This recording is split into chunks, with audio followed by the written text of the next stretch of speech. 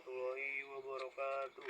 Halo semuanya, pada video kali ini kita akan membahas tentang pokok ekonomi. Materi ini sangat penting karena menyangkut bagaimana manusia memenuhi kebutuhan di tengah keterbatasan sumber daya. Yuk kita mulai. Yang pertama, inti masalah ekonomi.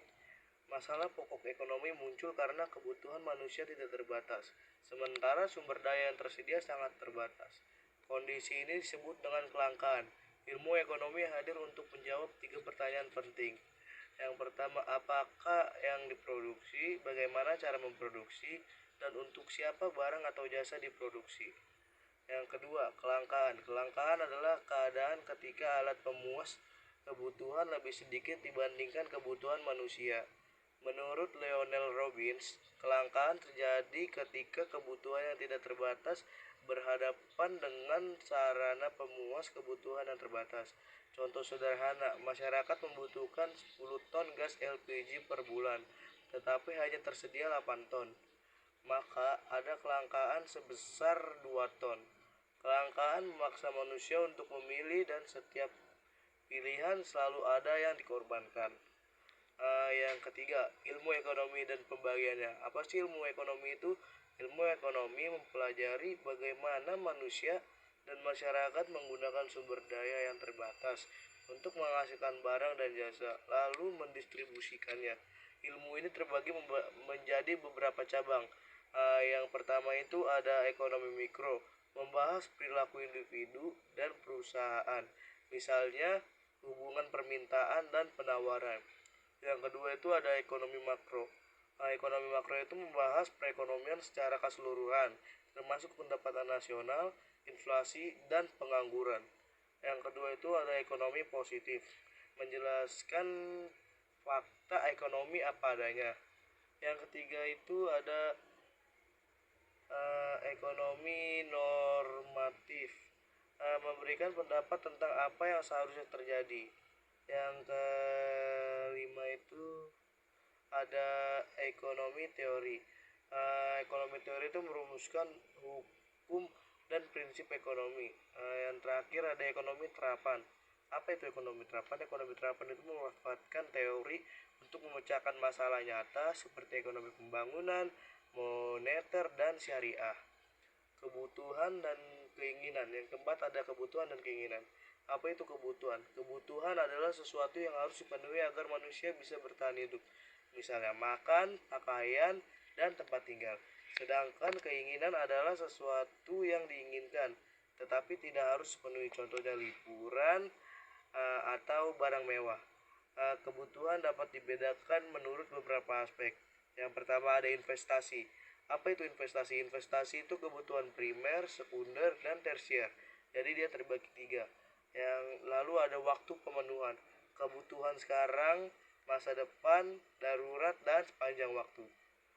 Sifatnya kebutuhan jasmani atau rohani. Yang terakhir ada subjek, kebutuhan individu dan kebutuhan umum. Yang kelima ada biaya peluang.